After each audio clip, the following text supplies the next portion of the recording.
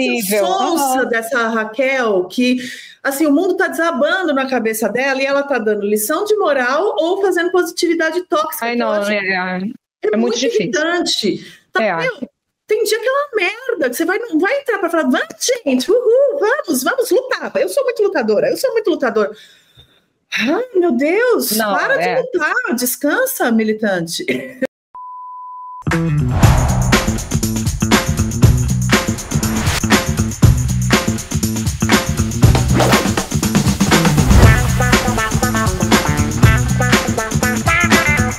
Olá, minha querida Pietra Príncipe, que bom te ver novamente. E aí, Flávia Tavares, como tá? Tudo bem? Tudo bem. Eu vi você com essa camiseta e fui até pegar meu kimono mais tropical pra gente ficar nessa vibe.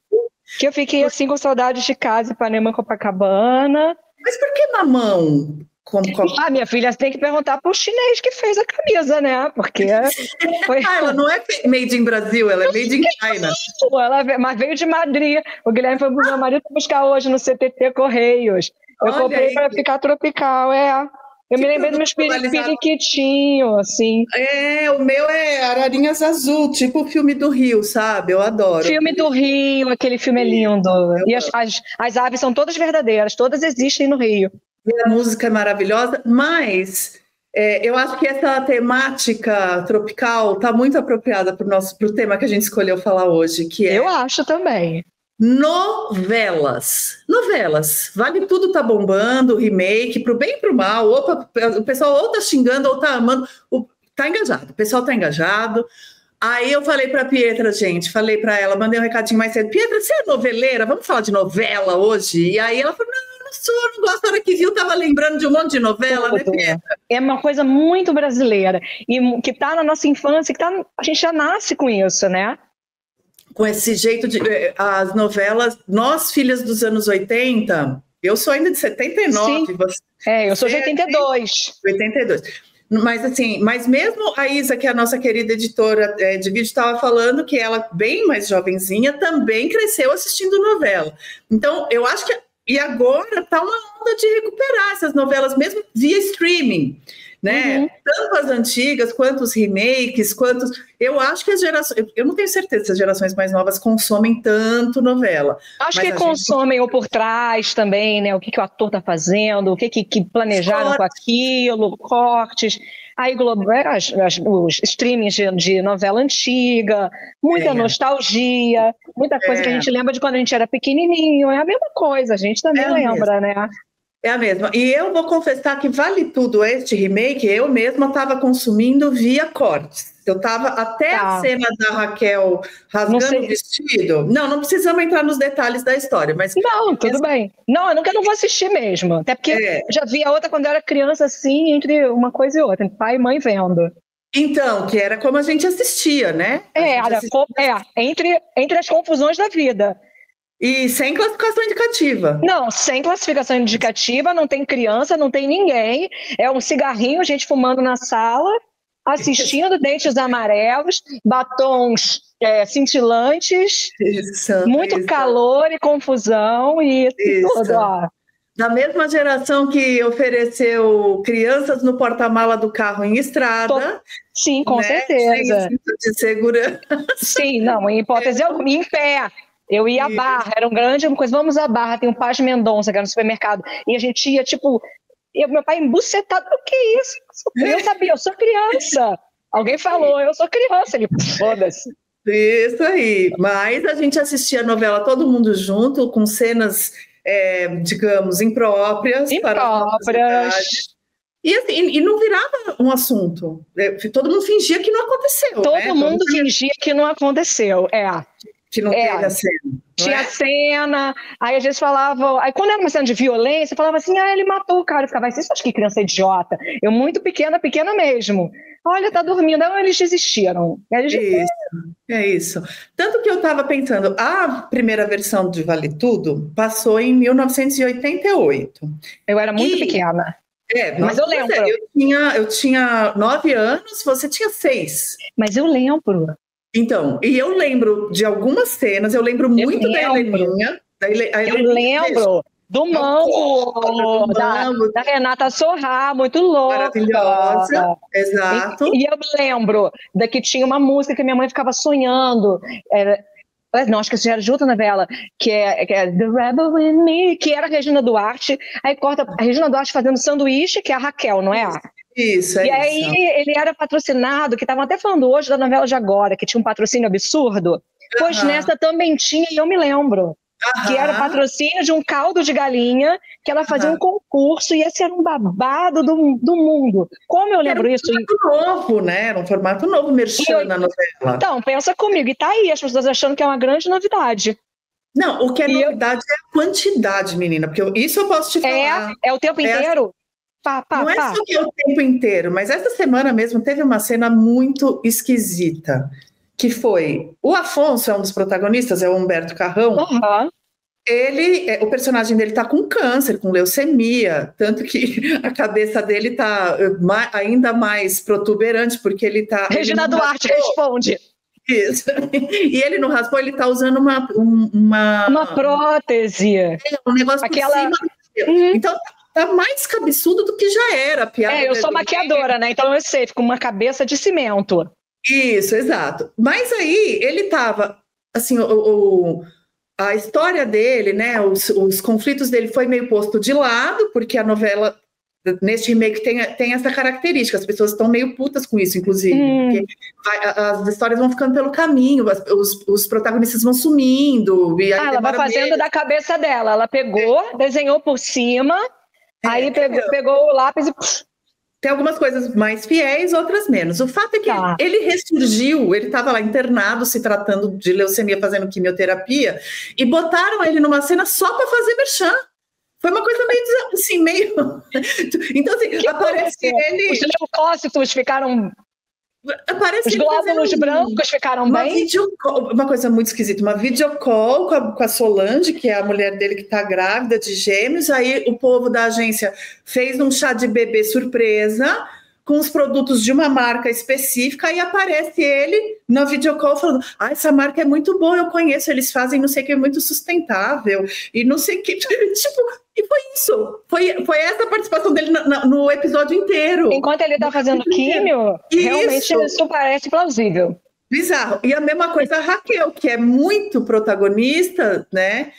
Mas que nas últimas semanas ela só aparece ou para fazer positividade tóxica, que eu odeio, odeio isso nesse personagem dela, e já falamos mais disso, ou para fazer merchan. Então, tipo, a protagonistaça da novela, junto com a Odete e com a Maria de Fátima, virou só garota propaganda, não tem mais plot. Isso, eu acho que na outra, a Regina Duarte era chata pra caramba também, a personagem.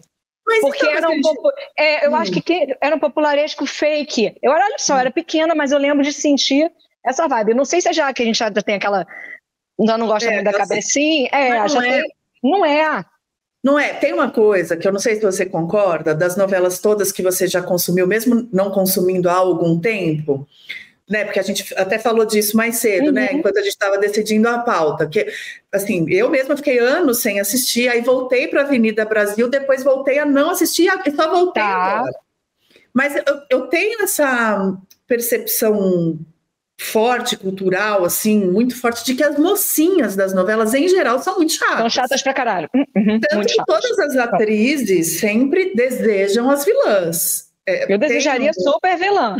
Fazer as vilãs. Porque, aliás, a gente lembra muito mais as vilãs das novelas. Muito mais. Eu lembro da Glória Pires sendo a vilã nessa novela. Era nessa novela? Eu acho que sim. Maria de Fátima. Era. Belíssima, com rabo de cavalo. Exato. No Ruth e Raquel, que ela fazia as gêmeas. Totalmente, que a Raquel era muito mais legal do que a Rutinha chata pra caramba, ficava com o da Lua outro chato, né? Exatamente. Chato. As mocinhas em geral. E por isso que a Avenida Brasil foi uma novela tão marcante para mim, que me pegou desde o começo e que para mim revolucionou, assim. E que o eu não assisti. Tá, mas eu acho que se eu te contar só isso, talvez você se relacione. Tá. Também para eu não virar um monólogo, mas o próprio autor não conseguiu repetir essa fórmula em outras novelas dele, pelo que eu li, porque eu não assisti mais. Mas lá tinha o conflito da Carminha com a Nina, que era a Adriana Esteves com a Débora Falabella, essas coisas eu sempre sei. Isso, porque a gente vai absorvendo via outras coisas. Não tem como.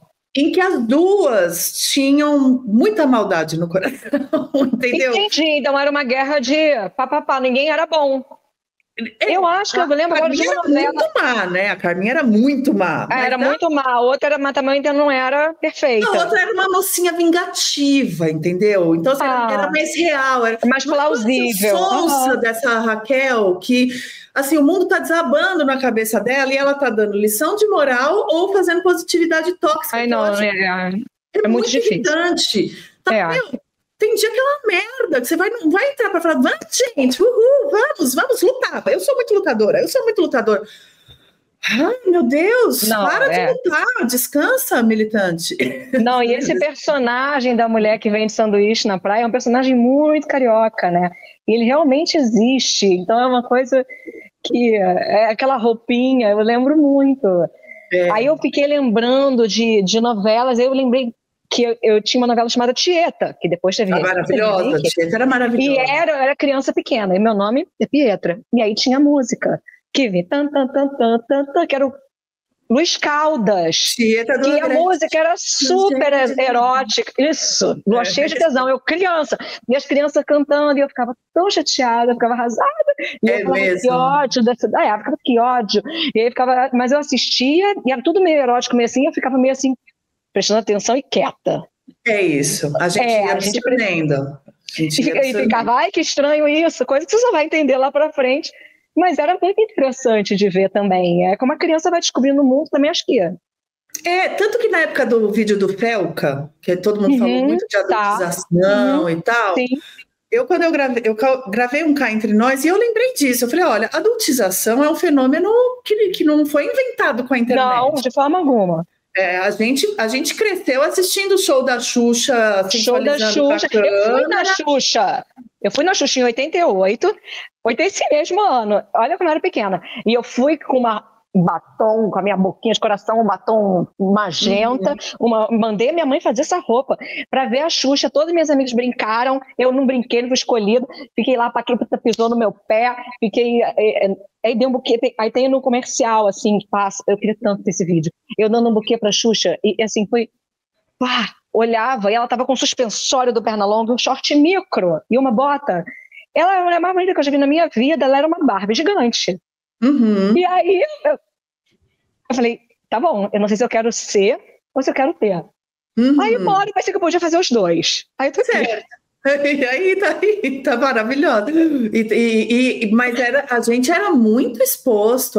Eu lembro da gente. Eu cresci numa casa muito aberta de diálogo, tudo já falando disso aqui.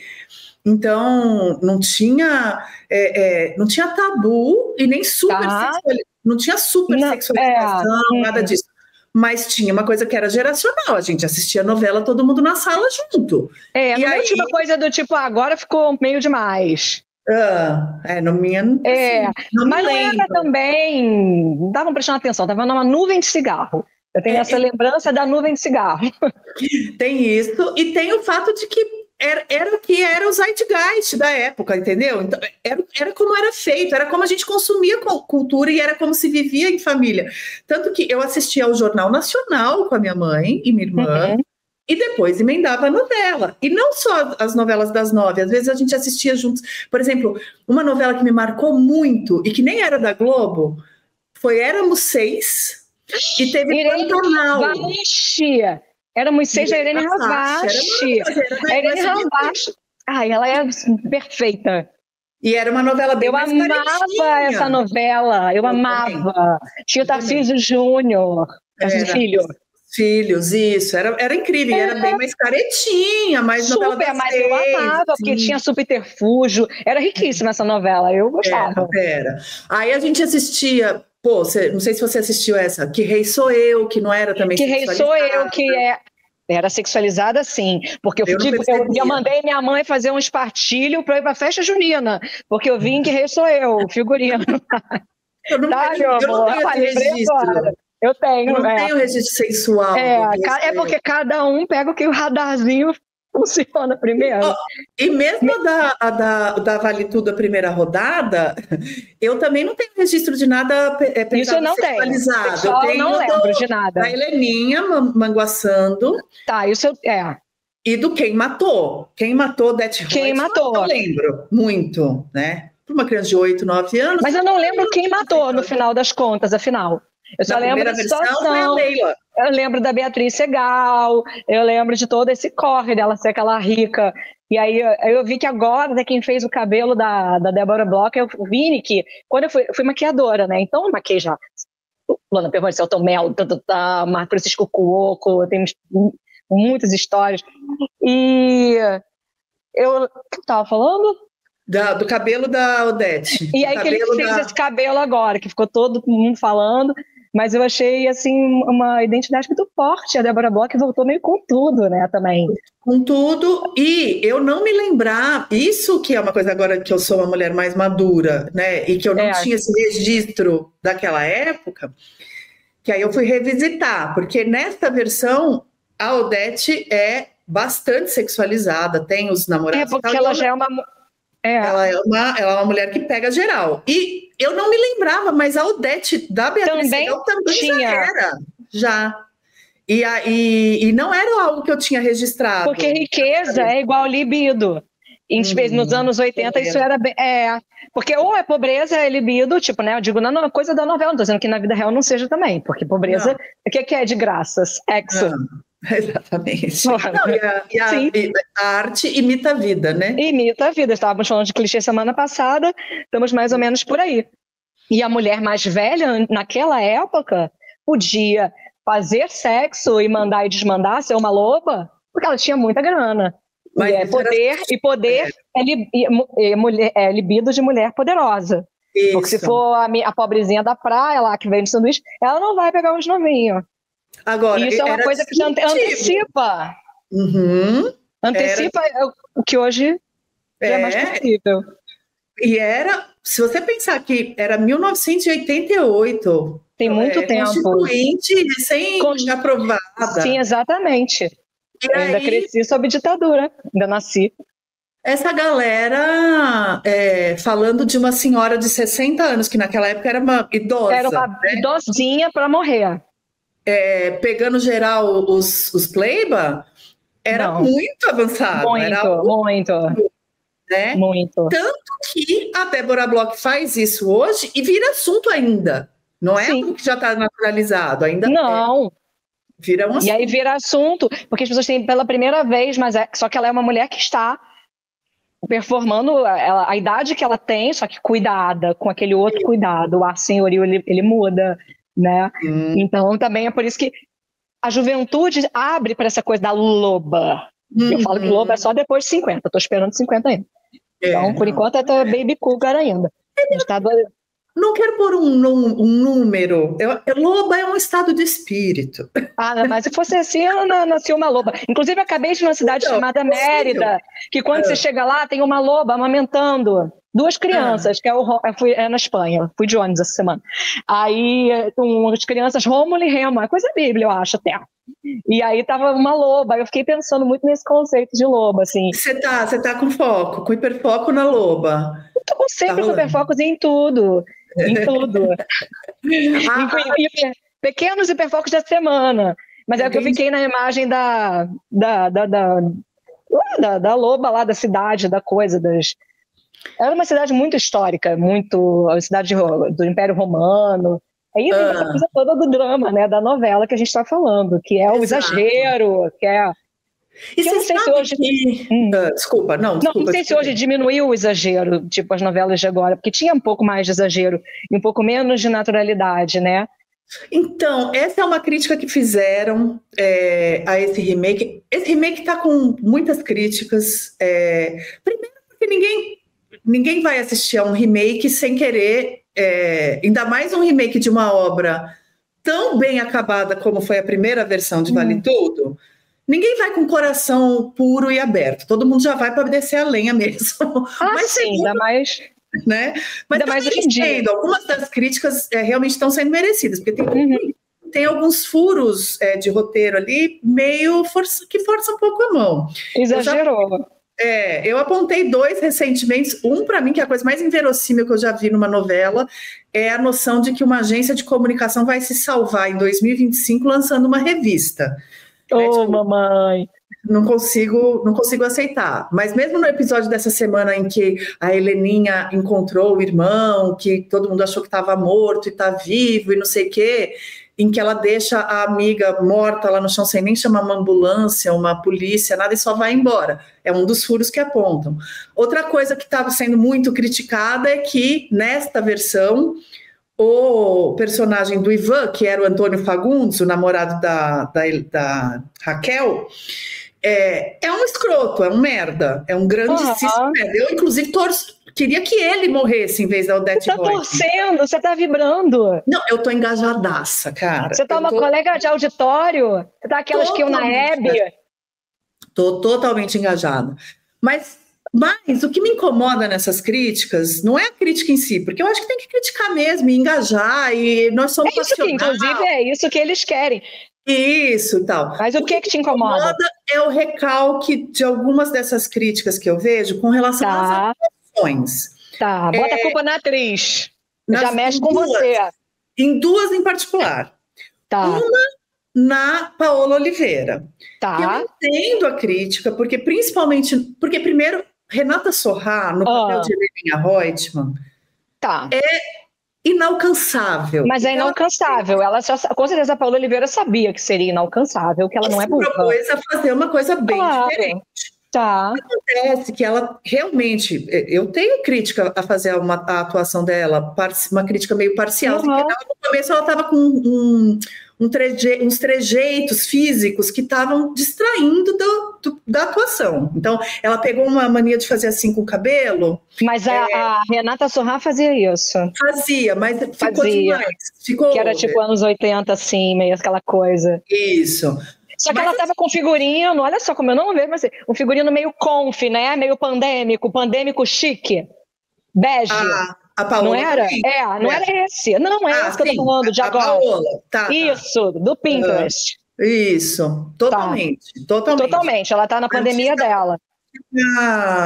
Desconstruída, isso. Tá. Essa pegada. Mas esse chique... Você acha que o Succession, aquela série americana? Não, mas eu sei. É uma série dos bilionários e tal, e eles falaram muito dessa moda bem slow, de não explanar que você é rico. Isso, exatamente. Então, é pegada. Mas assim, gente, a Paola Oliveira, ela foi crescendo nesse personagem e, algumas das cenas mais lindas da novela, de emoção mesmo, de fazer chorar, de entrega de personagem, foram dela. Ela que protagonizou. E a outra crítica foi a Débora Bloch, que estava muito fazendo a cara da vilã, a voz da vilã, muito embotada, muito engessada. Tá.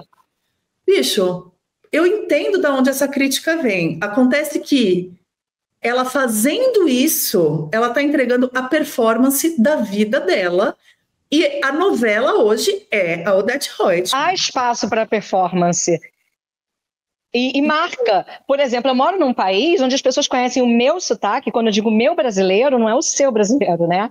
É o brasileiro carioca, porque é o brasileiro da novela. Eu moro em Portugal, pensa como isso é icônico. Todo mundo entende o que eu falo perfeitamente, fala assim, porque o seu português é o brasileiro certo. Eu falo, não é o brasileiro certo, é o que só tinha na novela esse. Depois que foi mudando, você vê que uma coisa... Exatamente. E eu tenho uma amiga que é produtora e ela estava falando, ela produz a Cláudia Raia. E que a Cláudia Raia é uma puta atriz e tudo mais. Só que às vezes as publis, a gente falava, mas tá muito teatral, mas ela falava, Cata, é a Cláudia Raia, eu não posso abrir a mão disso dela, entende? Tem coisas que o clássico tem que ficar, ele tem que perseverar, você não pode pegar gatinhas, tipo, tão espontâneas assim, porque essa não é a novela. Cadê o drama? Você vai pegar, mandar o Almodóvar enxugar? Porque ele E eu acho que os erros, que o que incomoda às vezes as pessoas, né, de falar, mas tá engessado, tá embotado, não é um problema de atuação, é de direção. E as pessoas não têm essa sofisticação de entender a diferença, né? Que tá tudo certo, mas me incomodou muito o recalque, porque tem alguns perfis de Instagram que passaram a viver de fazer esse tipo de comentário. Mas a internet é bizarra, né? E é muito mais, você tá falando dela mesma. Tem uma raiva das coisas, né? Sei lá o que acha. Gente, a atriz tem maior trabalhão, são 200 milhões de horas. Eu lembro do Francisco Coco, ele morreu há pouco tempo, eu fiquei super triste, porque veio na minha cabeça minha história com ele, que eu fui maquiar ele, eu era maquiadora, para quem não sabe, quando eu comecei, eu cresci nunca. Foi assim que eu fui parar a TV, que eu trabalhei no Multishow há muitos anos, parará. Mas eu era maquiadora, aí eu maquiei ele para uma peça, da conspiração da produção, sei lá, era Circuncisão em Nova York, alguma coisa dessa, uma peça de judeus e tal. Aí um dia o Bela me liga, Pietra, é o Cuoco. Aí eu peguei uma sessão de fotos, aí eu falei, tá bom, então ele falou, vou passar aí. Aí passou, aí a gente foi pra Barra fazer umas fotos. Aí ele fez 5 cliques lá, aí tava toda maquiada. Aí ele falou, vamos na livraria do Travessa? Eu falei, vamos. Aí a gente ficou lá sentadinho, Francisco Coco, né, tava flertando. E eu tinha o quê, uns 25 anos, eu falei, ai meu Deus, ele é muito velho. Eu falei, tudo bem, sou maior de idade. Mas a gente ficou conversando tanto, e eu tô falando isso do recalque das pessoas, né? Sim. E Francisco Coco, olha o nível disso, né? Ele disse, sabe, as pessoas nem imaginam, eu tenho um contrato vitalício na Globo e às vezes eu sou Francisco Coco. Outro dia eu tive que ir lá na novela do Pastel da Dona Jura e eu só ia como eu mesmo. E eu fiquei lá por 15 horas e ele disse, eu sou um idoso. Ele devia ter mais de 75 anos, isso tem que... Hoje deve ter mais 70, tem uns 20 anos, Ele falou, eu fiquei lá esperando e eu sou o Francisco Coco. Ele falou, você compreende? Eu falei, compreendo. Ele falou, então tem coisas na televisão que as pessoas não conseguem entender. E que é muito difícil. O nível de esforço, de entrega que o nível de esforço de alguém que é um estandarte que foi casado com a Janete Claire, que depois foi casada com o Dias Gomes, não, ele não foi casado com a Janete Claire, fez novela de Janete Claire. Enfim, Dias Gomes, para quem é jovem e não sabe, enfim. Pesquise, é muito esforço. Se vira. Existe Google. Olha quanta coisa a gente lembra e a gente viu lá na televisão. Vocês que lutem. Isso mesmo. Mas é com muito esforço, uma pessoa como um senhor que está ali, que é o rei de tudo. Não, e assim, e a gente pode criticar, né, Pietra? Eu e você, a gente não falou mal da Regina Duarte aqui até cansar, não estou falando que não pode criticar, mas tem gente que fica muito na cara que é ranço, que é outro tipo de crítica, que é outro problema, que vem de outro lugar, né? Vem de outro lugar. Que a pessoa já sentou diante da câmera ali, da TV, para odiar.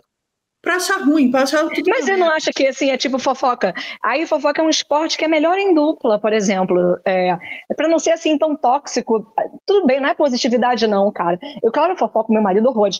Eu fofoco em dupla. Eu evito. Aqui eu não vou fofocar na internet, ficar lá escrevendo maldade, umas maldades pesadas, assim. Eu falo, caramba, essa pessoa não tem coração. Eu até hoje fico impressionada.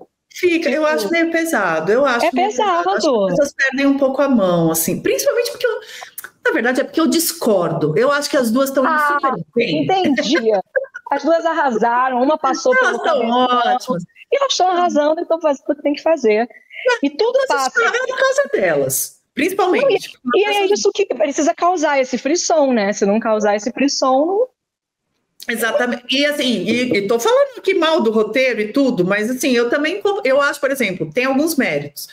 Nesse remake do Vale Tudo, uma coisa que eu achei interessante é que a Manuela Dias, que é a autora, para o bem e para o mal, ela se arrisca a trazer temas da atualidade para dentro da... Tipo a Glória Pérez, quando ela resolveu trazer a internet, você lembra desse acontecimento? Eu lembro. Que era a cigana Dara e o Igor, o pior ator do mundo na época. Então, que era o Ricardo Mack.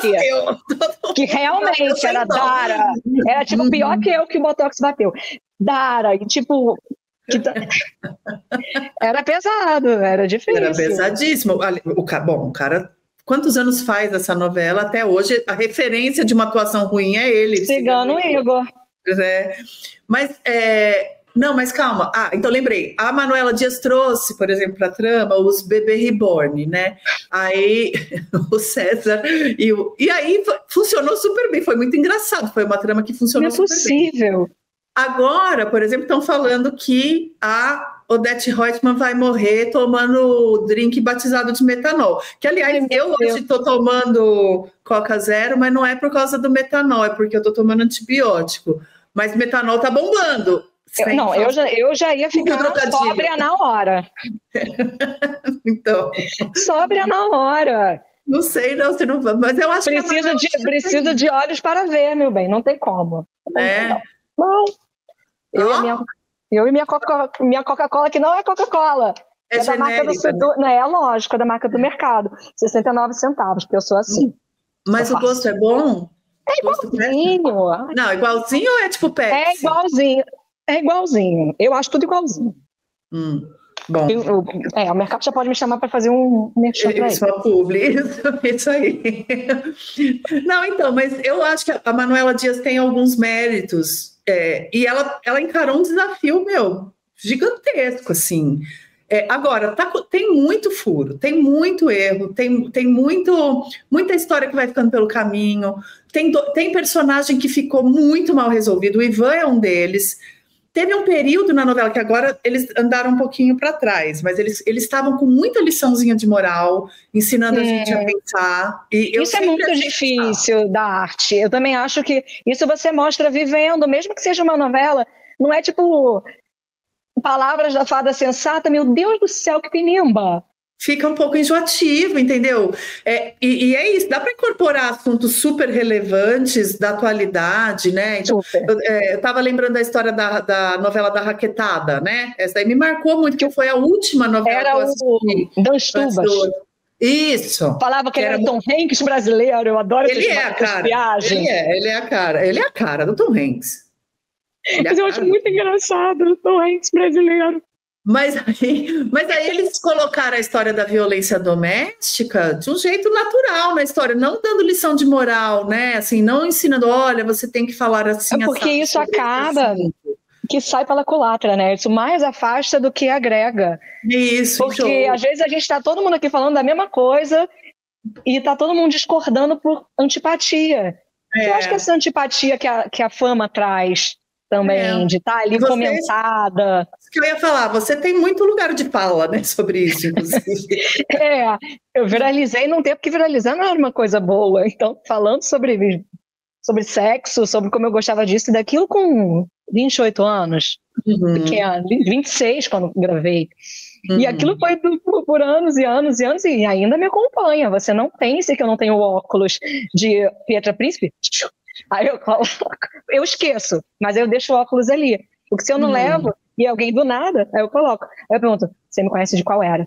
Aí tem muitas possibilidades. Você é igual Taylor Swift. Você é igual Taylor Swift, tem as eras Pietra Príncipe. Mas não tem jeito. Mas é isso, a fama que a pessoa vai dizer, eu nunca vi essa garota. A ideia é essa, eu quero aqui gente que nunca me viu na vida, hein? Porque eu já sou muito rodada. Na história não fiz nada demais, mas só também a fama. Não tem problema. Então, vamos deitar numa cama nova. Mas isso é um baita dilema, porque eu tô aqui falando, imagina, estão pegando pesado demais com a Paola Oliveira, com a Débora Bloch, não sei o quê, mas eu adoro meter o pau também em gente famosa. Mas você não vai para a internet? Mas não estamos aqui na internet? Mas a gente não está metendo o pau. Meter o pau é outra coisa, meu amor. Meter o pau é a pessoa esmiuçar a característica física, esmiuçar o âmago da pessoa, ir atrás, perseguir o negócio. É claro que a gente não quer falar hoje coisas pesadas nem nada, mas o buraco é muito mais embaixo. Pensa para uma Paola Oliveira. Mas você não acha? Eu acho que esse assunto ele é interessante, porque boa parte do fascínio das novelas com a gente, sempre com o brasileiro, e você morando no Rio, eu acho que isso é mais forte ainda, porque em São Paulo a cultura era um pouco mais distante, né? A Globo gravava pouca novela aqui. Mas tinha uma coisa sempre meio dupla, né? De amar e odiar, tanto a novela, quanto os personagens, quanto os atores.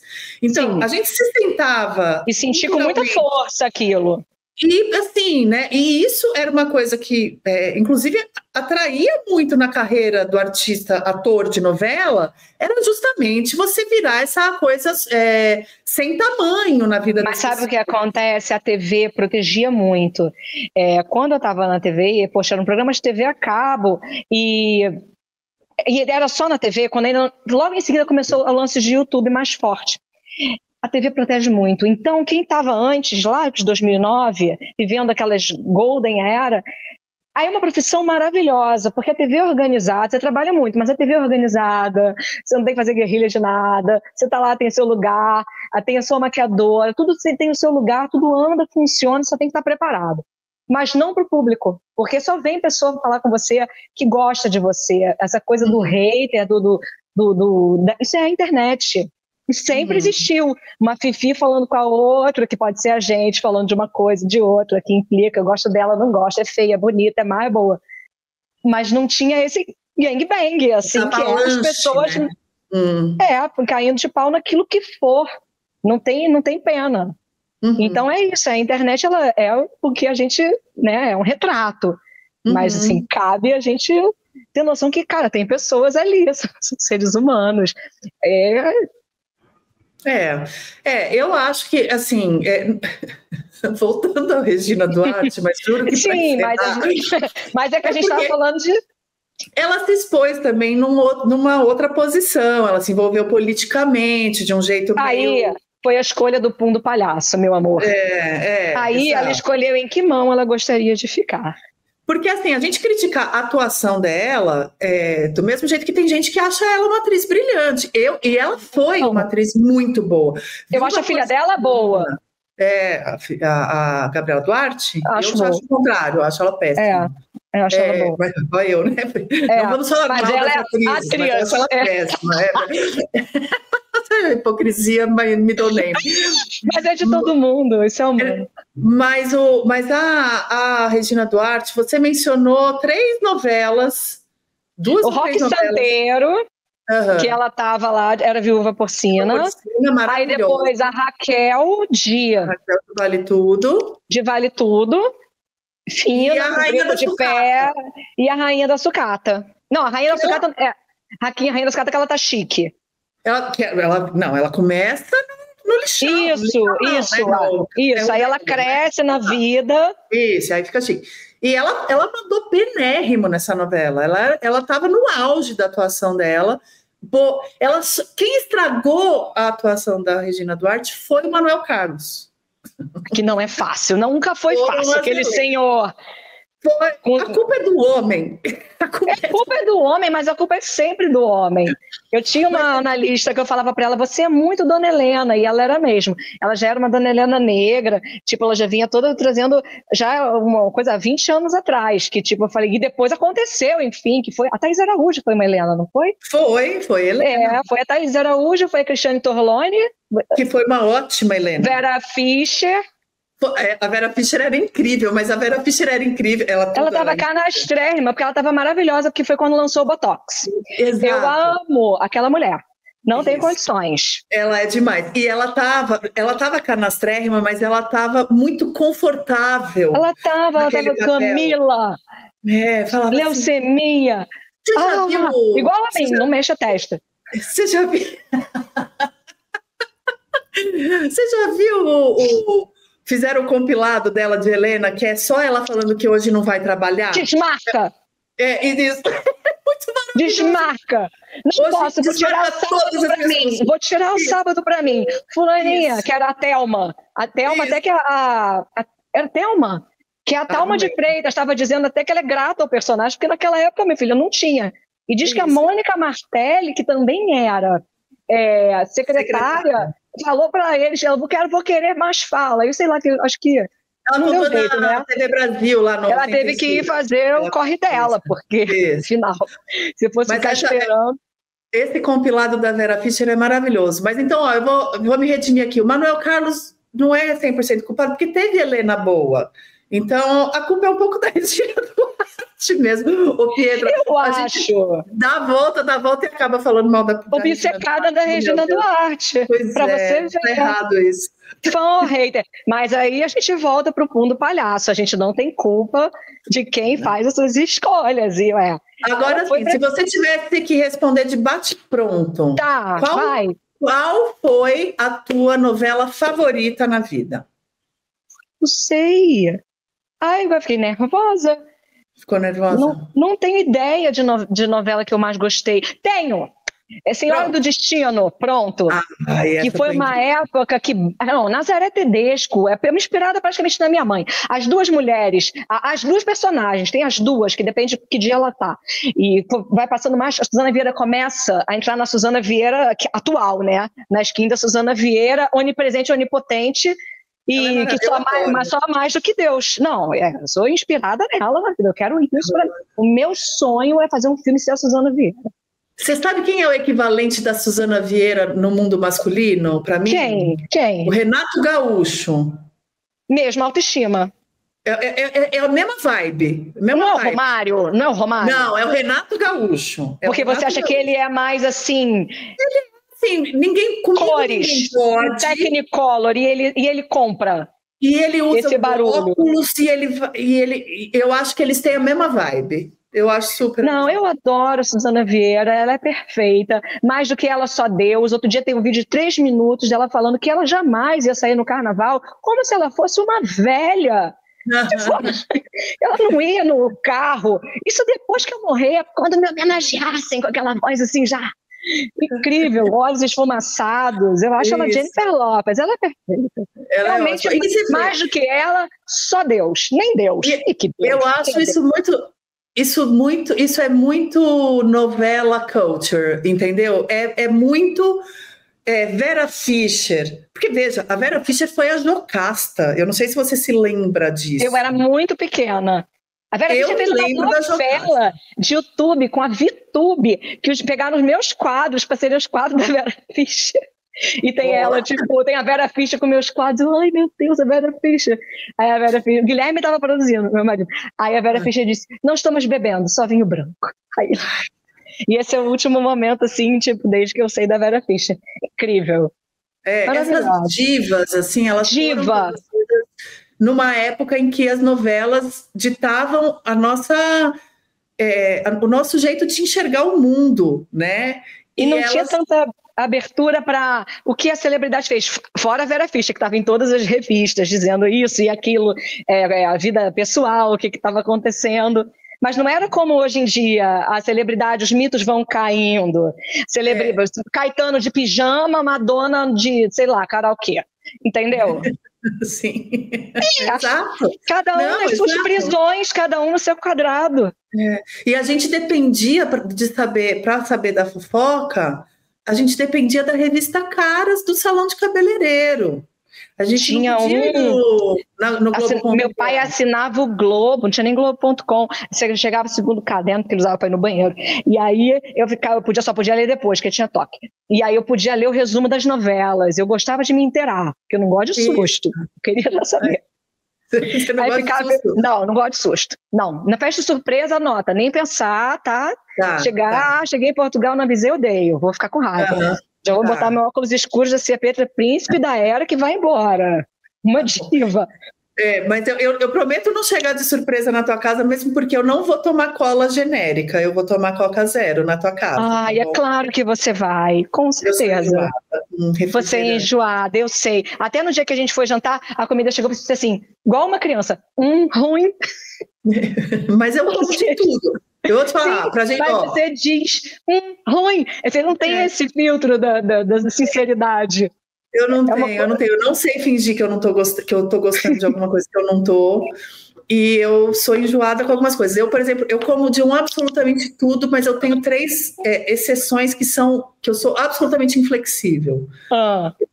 Eu não como doce com salgado. Não adianta me servir uma salada com uma manga que eu vou jogar no teu colo. Adoro cheesecake, que delícia. Passas, eu amo. A única exceção que confirma a regra dessa exceção é O lombo recheado da minha mãe de fim de ano, que vai maçã no recheio, mas ele cozinha tanto que ele perde o doce, ele só fica o azedinho. Aí eu consigo. Não, eu não como atum de jeito nenhum, fígado nem que me pague, nem a pau Juvenal. Fígado eu amo. Aqui. Eu não como, a outra frescura, eu não como coentro, mas é porque eu sou alérgica. Eu comia e odiava, achava com gosto de sabão e agora eu amo. Não me Mas você sabe que é genético, né? Esse gosto mas de então, sabão. outro dia me vieram com esse papo, mas antes era de sabão, agora não é mais, agora tá maravilhoso. Passou aí alguma coisa, mudou. Mudou. E qual que é a terceira frescura alimentar que eu tenho mesmo? Até esqueci. Não tenho mais nenhuma.